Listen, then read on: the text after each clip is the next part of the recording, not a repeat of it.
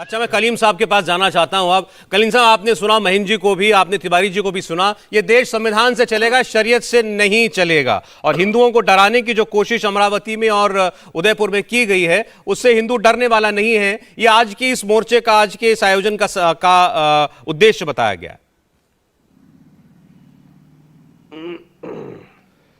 देखिए, मुल्क में जो भारतीय जनता पार्टी की सरकार है वो एक संघ परिवार का हिस्सा है, और संघ परिवार में जो घटक दल है उसमें विश्व हिंदू परिषद भी है, बजरंग दल भी है। तो संघ परिवार ने एक को सरकार चलाने का जिम्मा दिया है, एक को नफरत फैलाने का जिम्मा दिया है, एक को गुंडागर्दी करने का जिम्मा दिया है, और एक तरह से संत समाज भी। मुझे तो अफसोस हुआ कि महंत साहब हमारे जो है भारतीय जनता पार्टी के प्रवक्ता के तौर पे बोल रहे हैं। क्या है आखिर में क्या जरूरत पड़ गई कि भारतीय जनता पार्टी की नीतियों को और उनको सपोर्ट करने। अरे भाई, एक मिनट, कलीम साहब, कलीम साहब, एक मिनट। आप ऐसे बोलेंगे तो सामने से एतराज होगा। एक मिनट महीन जी, एक मिनट जरा सा, महीन जी एक मिनट रुकिएगा। मैं दिखाई दे रहे हैं एक मिनट मैं बात कर रहा हूँ ना उनसे। क्या बोलेंगे? मैं बात कर रहा हूँ, एक मिनट। कलीम साहब, आप सरकार को जो कहना है आप कहिए।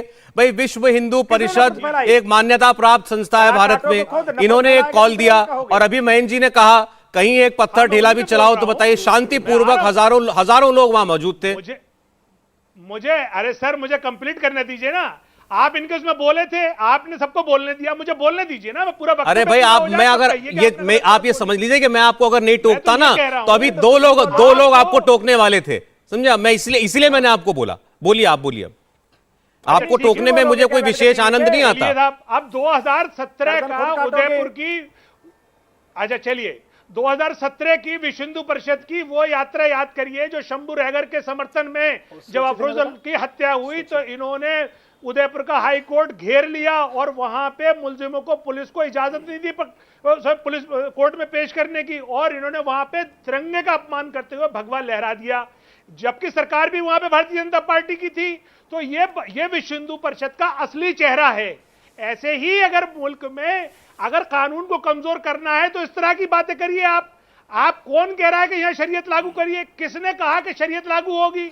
अरे हर मुस्लिम संगठन ये कह रहा है कि देश में संविधान है, इस देश का धर्म संविधान है, संविधान को लागू करिए, और कोई भी शख्स अगर संविधान का उल्लंघन करता है तो एजेंसीज आपके पास है। अरे तो कलीम साहब, लेकिन आपकी एजेंसीज ही धर्म देखकर कार्रवाई कर रही है। अच्छा, एक मिनट कलीम साहब, मेरी बात, अच्छा वो चर्चा में आगे हम उस बात को लाते हैं। मुझे एक बात बताइए, विश्व हिंदू परिषद हो या कोई भी और संस्था हो, कलीम साहब, इसका सवाल तो आपके ऊपर है। चले ठीक, वो आगे जवाब लेंगे। एडवोकेट साहब भी जुड़े हमारे साथ। मुझे ये बताइए, विश्व हिंदू परिषद हो या कोई भी संस्था हो, जो अभी आप कह रहे थे भाई हिंदुस्तान में शरिया नहीं है, शरिया कौन चाहता है, कौन नहीं लाता, कौन लाएगा, लेकिन वो जो भी लोग थे उदयपुर वाले या अमरावती वाले, उन्होंने तो शरिया की सजा दी ना।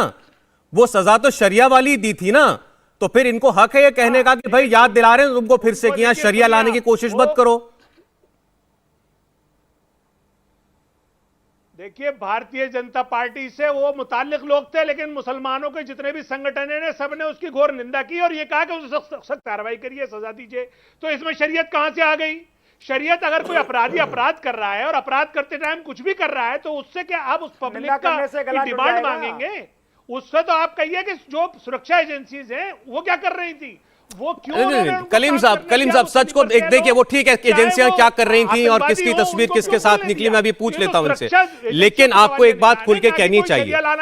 आपको एक बात खुल के माननी चाहिए और कहनी चाहिए, तभी ये मैसेज लोगों तक सच्चाई से पहुंचेगा। जो 2 हत्याएं अमरावती में, उदयपुर में हुई हैं, वो शरिया की तर्ज पर की हुई हैं। शरिया कानून के हिसाब से जो लोग शरिया कानून मानने वाले थे अपने दिलों में, उन्होंने उसके हिसाब से वो सजा दी है।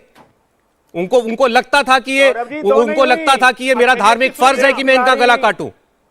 कन्हैयालाल, उमेश, नहीं, शरीयत ये कहती है किसी भी बेगुनाह का नाहक कत्ल करना पूरी इंसानियत का कत्ल करना वो ठीक है, वो ठीक है। मैं धार्मिक उसमें नहीं जा रहा हूं बेचना में।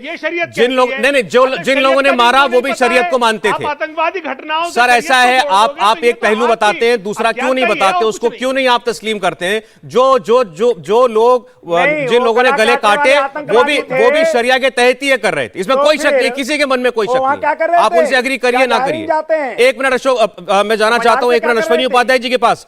अश्विनी उपाध्याय जी भी आज इस मार्च का हिस्सा थे। एक मिनट, अभी कलीम साहब ने कहा है कि नफरत फैलाने वाली संस्थाएं आज संविधान की बात कर रही हैं, बीएचपी की ओर वो इशारा कर रहे थे लगातार, और वो खुद कह रहे हैं आपको बोलने की जरूरत क्यों पड़ रही है कि देश में शरिया कानून लागू होगा। वो कह रहे हैं हम और तमाम मुस्लिम संगठन और हर देश का मुसलमान, हर कोई नहीं कहता कि शरिया आना चाहिए देश के अंदर, और कभी आएगा भी नहीं। सौरभ जी, मैंने सबको सुना, इसलिए सबसे हाथ जोड़ के निवेदन है, मुझे अपनी बात रखने दीजिए। खाने के दांत अलग होते हैं, दिखाने के दांत अलग। और जहां एक बतौलेबाजी है कि कुछ बात है कि हस्ती मिटती नहीं हमारी, उसको मैं प्योर जुमला मानता हूं, प्योर बतौलेबाजी मानता हूं। क्योंकि हमारी तो बस्ती मिटती पूरी दुनिया से मिटती चली गई। दुर्योधन का ननिहाल गंधार देखते देखते अफगानिस्तान बन गया। भरत का ननिहाल कैके, जहां से रानी कैकेयी आई थी, देखते देखते पाकिस्तान बन गया।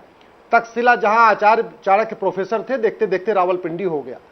कुंभा काबुल बन गया। ऐसे मतलब 50-55 ऐसे देश हैं जहां देखते देखते हमारी बस्ती मिट गई। और मैं बाहर की बात क्यों करूं, मैं तो 1947 के बाद की बात करता हूं।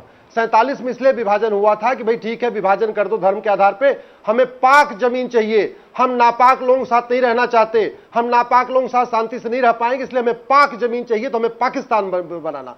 पाकिस्तान बनने के बाद पिछले 75 साल में जरा हुआ क्या समझ लीजिए। 75 साल में 200 जिलों में हिंदू पलायन कर रहे हैं। 200 जिलों में एकदम पूरी तरीके से शुक्रवार को हॉस्पिटल बंद रहता है, शुक्रवार को स्कूल बंद रहते हैं। 200 जिलों में संविधान एक्चुअल में खत्म हो चुका है। 200 जिलों में पुलिस जाने से डरती है, सबका नियम कानून रह नहीं गया है। 200 जिलों में सेकुलरिज्म काम नहीं करता, समता समानता समरसता काम नहीं करती। ठीक है, तो अब जो चीजें, एक बार प्लीज कलीम साहब कलीम जी बीच में नहीं, एक एक करके हाँ, एक मैं रिक्वेस्ट कर रहा हूं। अब अश्विनी जी की आवाज है। अब सुनिए, आप कलीम साहब आप बोल लीजिएगा इनकी बात के बाद प्लीज। मैं जो बातें करता हूं आंकड़े के हिसाब से करता हूं, बतौलेबाजी नहीं करता हूं। मेरी माइनॉरिटी की पीआईएल चल रही है। पहले मैंने 9 राज्यों में माइनॉरिटी का दर्जा मांगा था, अब मैं 200 जिलों में मांग रहा हूं। मैंने सुप्रीम कोर्ट में डाटा दिया हुआ है सबको। मैं आपको नहीं, अभी अश्विनी जी आपने कहा 200 जिले भारत के अंदर ऐसे हैं जहां पर शुक्रवार को छुट्टी होने लगी है, शुक्रवार के दिन अस्पताल स्कूल जो है वो बंद कर दिए गए। किन राज्यों में है ये बंद रहते? हाँ, 14 जिले बंगाल के हैं। अभी तो असम में ठीक हो गया, नहीं तो 9 जिलों में असम में हो रहा था। 6 जिले बिहार के हैं, आपके 4 जिला आपका केरल का है। अगर आप डिस्ट्रिक्ट वाइज कैलकुलेट करिए तो 200 जिले ऐसे हो जाते हैं। आप पूरे मैं भारत की बात कर रहा हूं, केवल एक जगह की बात नहीं कर रहा हूं। अरे एक सेकंड, अब एक सेकंड रुकिएगा जरा, एक सेकंड रुकिएगा, नहीं तो वो रुकेंगे नहीं, बार बार बीच में बोलेंगे। उनका वो कुछ काउंटर कर रहे हैं, आपको सुन के जवाब दे दीजिएगा। बोलिए कलीम जी। हाँ बताइए। मैं सर कह रहा हूं कोई एक जिले का नाम बता दीजिए जहां देश का संविधान लागू नहीं है, उसका नाम बताइए। 200 छोड़ दीजिए, बताइए। ठीक है, अब सुन लिया। हाँ, कागज पे पूरे भारत में संविधान लागू है, लेकिन कागज पे जैसे कश्मीर में लागू था, ऐसे ही कागज पे ही बंगाल के 14 जिलों में लागू है। पुलिस जाने से डरती है, लोग पलायन करते हैं। अभी इसी इलेक्शन के दौरान लोग पलायन करके बेचारे एक जिले का नाम बता दीजिए। ये स्थिति है हिंदुओं की। ऐसा कोई, मैं कह तो रहा हूं सर, एक जिले का बता दीजिए, वरना ये संविधान की, ये तो संविधान की, ये तो आप तौहीन कर रहे हैं। लगातार ऐसे डिस्टर्ब मत करिए। अरे मैं आपको जवाब देने वाला कौन हूं भाई? आ जाओ ना सुप्रीम कोर्ट, आके देख लो। मैं डिस्टर्ब नहीं कर रहा हूं सर, आप एक जिले का नाम मैं सारा आपको बता दूंगा। क्या सुप्रीम कोर्ट दे रहे हैं कि 200 जिलों में संविधान लागू नहीं है और नेशनल टीवी बोले जा रहे हैं आप, तो मेरे तो फर्ज है, मैं आपको करेक्ट करूंगा। 9 राज्यों में, आप लगातार रिपीट मत करिए सौरभ जी, ऐसे नहीं। 9 राज्यों में हिंदू खत्म हो गए थे। ये मैंने 5 साल पहले पीआईएल फाइल किया था। लेटेस्ट मैंने जो एग्जामिन किया वो 200 जिले हैं।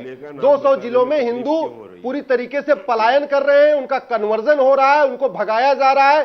वो ठीक से होली दिवाली नहीं मना पाते, उनकी स्थिति बहुत बदतर हो चुकी है। 200 जिले, और भारत में टोटल 750 जिले, 750 में 200 जिले की बात हो रही है। अब मैं आता हूं, जो स्थिति सौरभ जी पहले तुर्की में थी, सीरिया में थी, यमन में थी, इराक ईरान में थी, वो स्थिति भारत में हो रही है।